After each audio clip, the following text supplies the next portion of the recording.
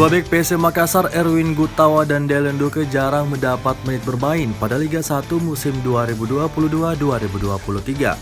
Padahal dua pemain ini menjadi tumpuan di benteng pertahanan Laskar Pinisi musim lalu.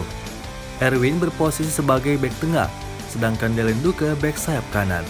Erwin baru bermain di 4 pertandingan musim ini dengan durasi bermain 184 menit. Itu pun lebih banyak memulai laga dari bangku cadangan.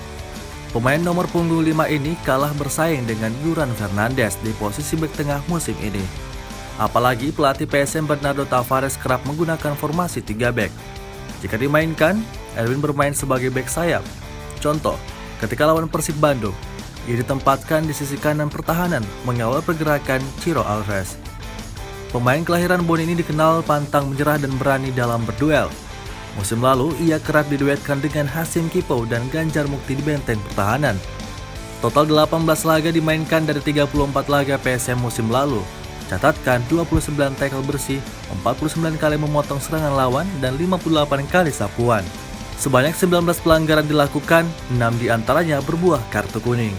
Sementara Dellen Duke bergabung di PSM Makassar pada putaran kedua musim lalu. Dia direkrut dari Persita Tangerang. Dia bermain 15 kali dengan menorehkan 13 tackle bersih, 33 kali memotong serangan lawan, dan 18 sapuan. Dellen mampu menggeser posisi Zulkifli Syukur di sisi kanan pertahanan. Namun, musim ini pemain 24 tahun ini masih minim dapat kesempatan bermain. Baru menjalani 3 pertandingan dengan durasi bermain selama 145 menit. Dellen kalah bersaing dengan Yance Sayuri di posisi bek sayap kanan. Pengamat sepak bola Budiarjo Talib menilai jarang dimainkannya Erwin dan Dellen Duke bukan karena penurunan performa, melainkan lebih taktik yang ingin diterapkan pelatih PSM Makassar Bernardo Tavares. Dia melihat kualitas pemain bertahan PSM Makassar musim ini sama, kecuali bek asing Yuran Fernandes. Buktinya ketika Yance dan Agung Manen absen, Erwin dan Dellen dapat kesempatan bermain. Namun tentu untuk dapat perhatian Tavares, Erwin dan Dellen harus memberi kontribusi maksimal dalam latihan.